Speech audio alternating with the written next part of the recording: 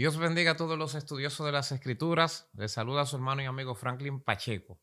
Ya esta es la tercera sección o el tercer estudio acerca de las emociones, tomando en cuenta uno de los libros que el Señor me ha permitido escribir, que es el libro de inteligencia emocional desde una óptica espiritual. Este libro, si alguno está interesado, lo puede adquirir por Amazon o en cualquiera de las oficinas que tienen que ver con la Iglesia de Dios en República Dominicana. De verdad es un privilegio estar compartiendo con ustedes y en esta nuestra tercera sección quiero seguir tratando el tema de las emociones, pero ahora enfocado un poquito en los sentimientos para luego en la cuarta sección terminar con la depresión, esta sección que tiene que ver con esta línea del libro. Y quiero leer la Biblia en el libro de Proverbios, capítulo 4, versículo 23, que dice así: en el nombre del Dios de Israel, sobre toda cosa guardada, guarda tu corazón, porque de él mana la vida. Repito, sobre toda cosa guardada, guarda tu corazón, porque de él mana la vida. En la Biblia, cuando se habla del corazón, no se está hablando de el músculo cardíaco que está contenido en la masa torácica, en la cavidad torácica, sino más bien está hablando del asiento de las emociones, los sentimientos y el razonamiento. En las escrituras, cuando se habla del corazón, se está hablando del lugar donde radican, donde habitan, donde nacen, donde se consolidan, donde se fortalecen, donde se manifiestan las emociones, donde se construyen los sentimientos y donde tiene lugar el razonamiento. Así que cuando se habla del corazón no se está hablando de cualquier cosa. Se está hablando del lugar que tiene que ver con el tema de este día, que son los sentimientos.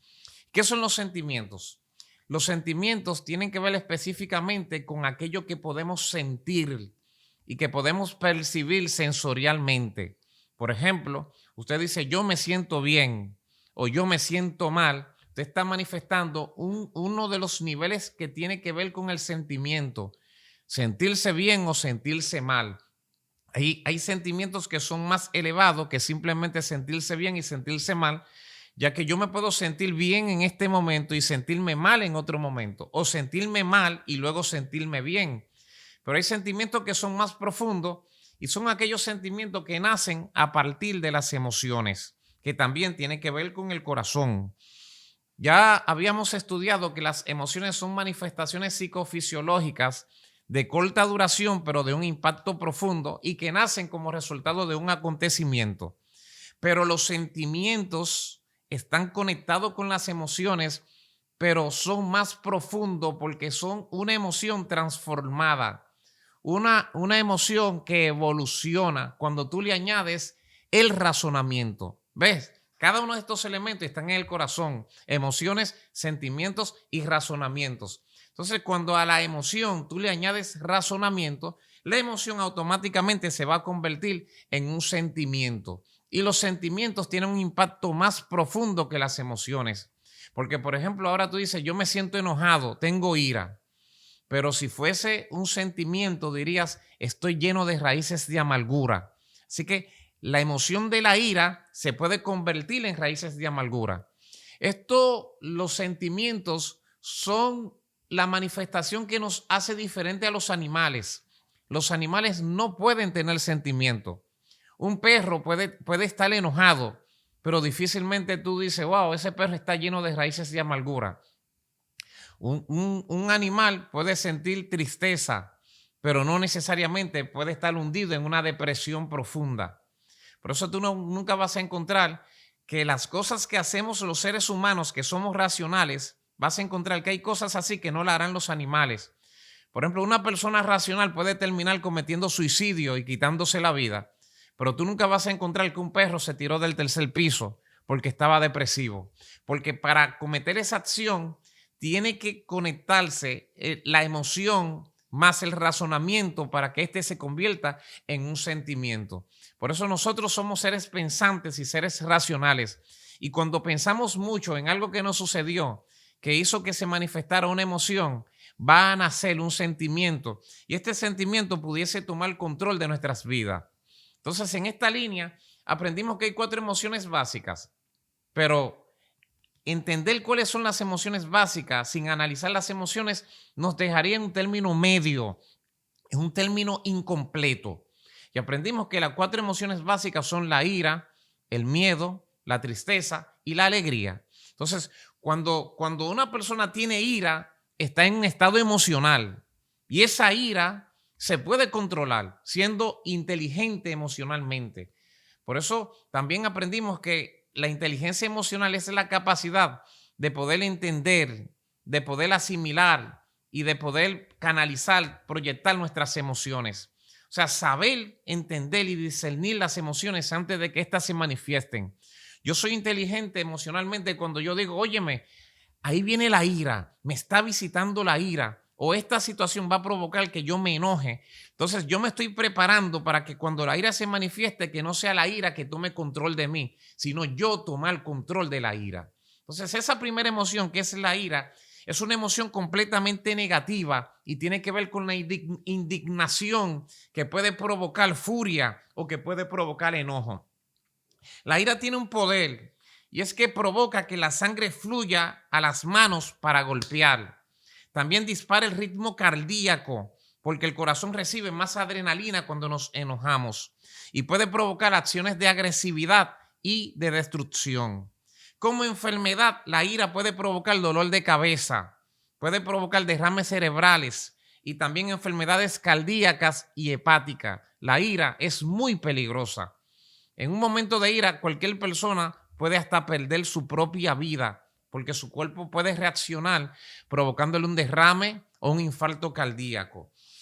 La Biblia dice acerca de la ira, encontramos testimonios bíblicos acerca de la ira como el testimonio de Caín, que Dios le dijo en Génesis capítulo 4, versículo 6.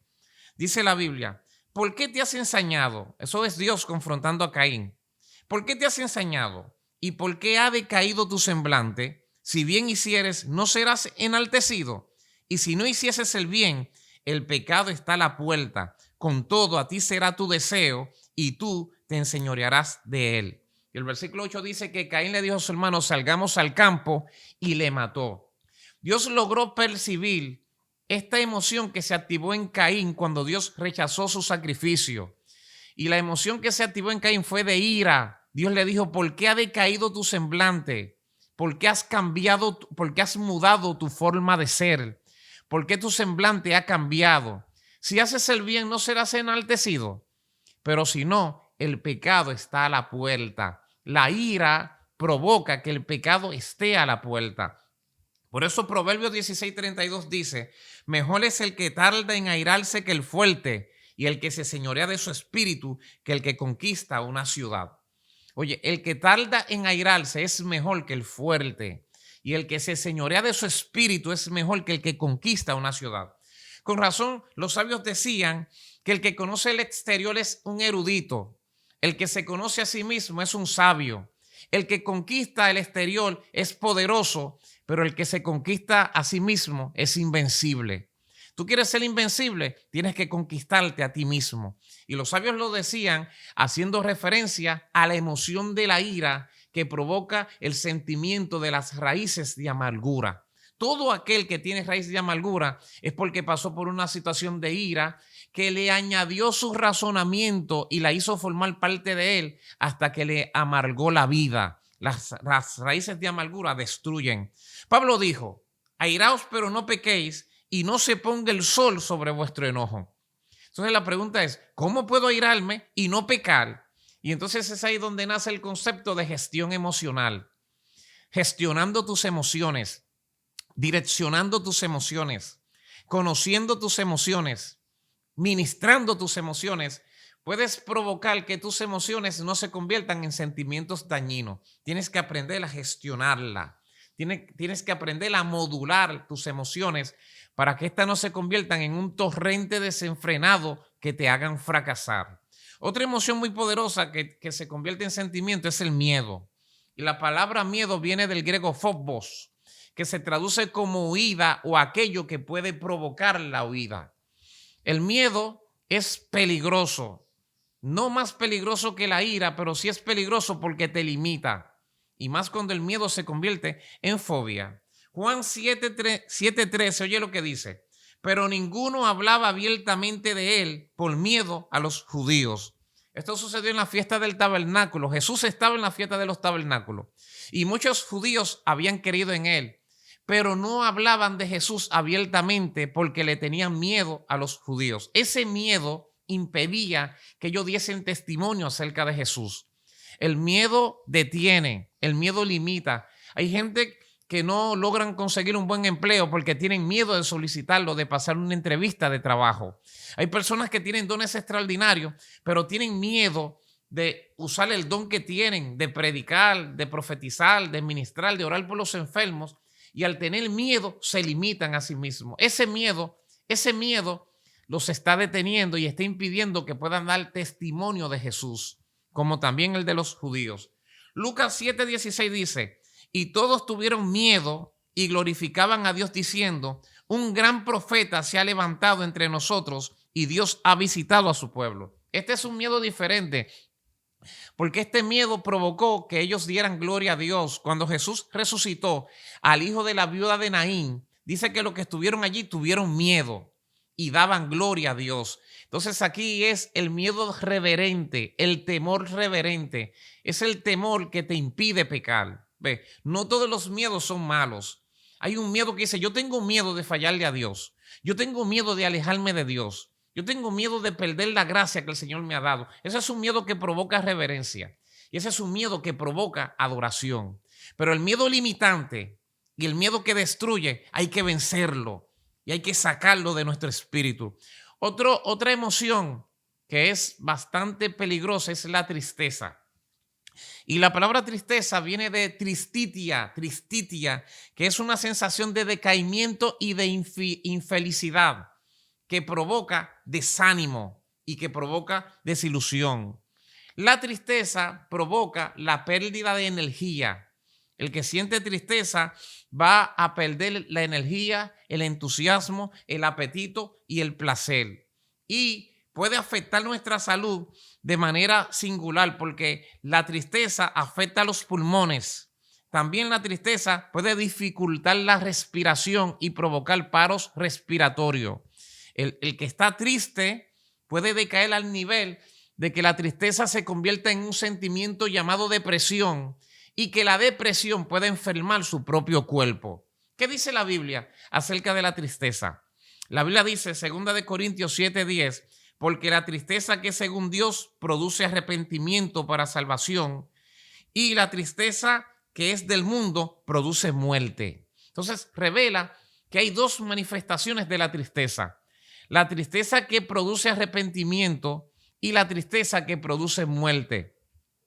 La tristeza que produce arrepentimiento para salvación es la tristeza que viene como consecuencia de una manifestación divina que te confronta y que te quebranta. No siempre Dios te hará reír, no siempre Dios te llenará de gozo. Habrá un momento donde Dios te confronte, habrá un momento donde Dios te haga sentir mal. Pero ese sentir mal, ese sentimiento de malestar provocado por Dios va a desembocar en ti arrepentimiento para salvación. O sea que hay una tristeza que produce arrepentimiento. Si la situación que tú estás pasando ha hecho que tú te arrepientas, si la situación que tú has pasado ha hecho que tú vuelvas a Dios, entonces esa situación es una situación provocada o permitida por el Dios del cielo en tu beneficio. Ahora bien, la tristeza del mundo produce muerte y produce destrucción. La tristeza del mundo produce suicidio. La tristeza del mundo hunde al hombre en la depresión. Nunca será la voluntad de Dios que sus hijos estén depresivos.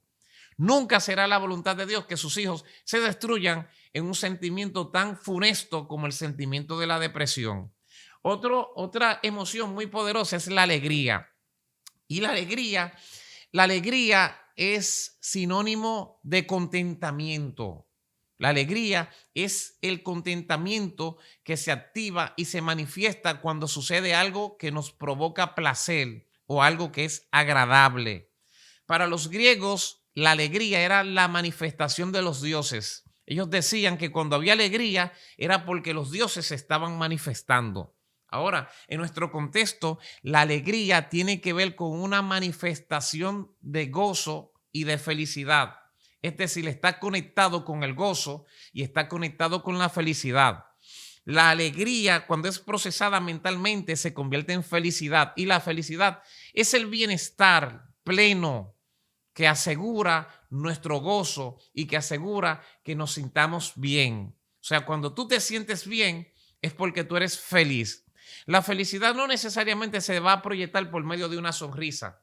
La felicidad no se va a proyectar necesariamente por medio de la alegría. Hay gente que están alegres, pero no son felices. Hay gente que están alegres, pero no tienen gozo. Y hay gente que tienen gozo y son felices, pero no necesariamente están alegres. El nivel más elevado de la alegría, cuando se convierte en el sentimiento del gozo o de la felicidad, es lo que la Biblia llama gozo inefable. ¿Y qué es el gozo inefable? Aquel gozo que no se puede explicar con palabras.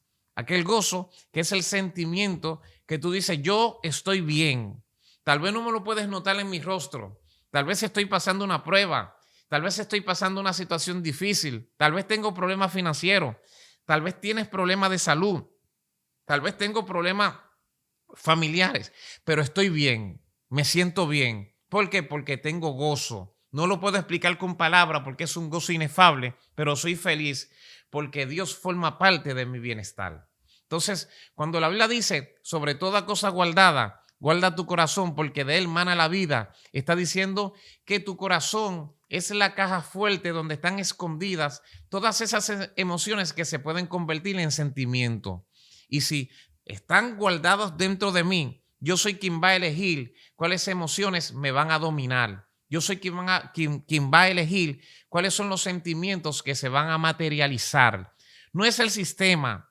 Por eso me llama mucho la atención cuando Stephen Covey hablaba de su libro Los 7 hábitos de la persona altamente efectiva, que hablaba de las personas proactivas y reactivas. Y él decía que las personas proactivas son aquellas personas que tienen principios y valores que le gobiernan y que responden de acuerdo a esos principios y valores. Es decir, gente que tiene inteligencia emocional.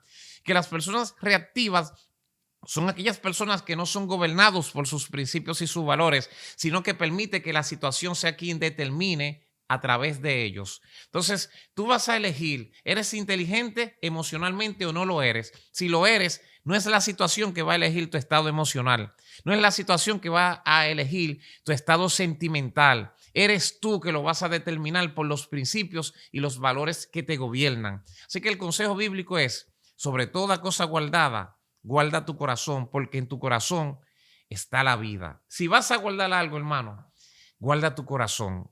En la próxima sección, entonces, vamos a hablar de el sentimiento más peligroso. Para mí es el sentimiento más peligroso que nace de la emoción más peligrosa. En la próxima sección, entonces, vamos a tratar el tema de la depresión. Que Dios te bendiga y hasta la próxima.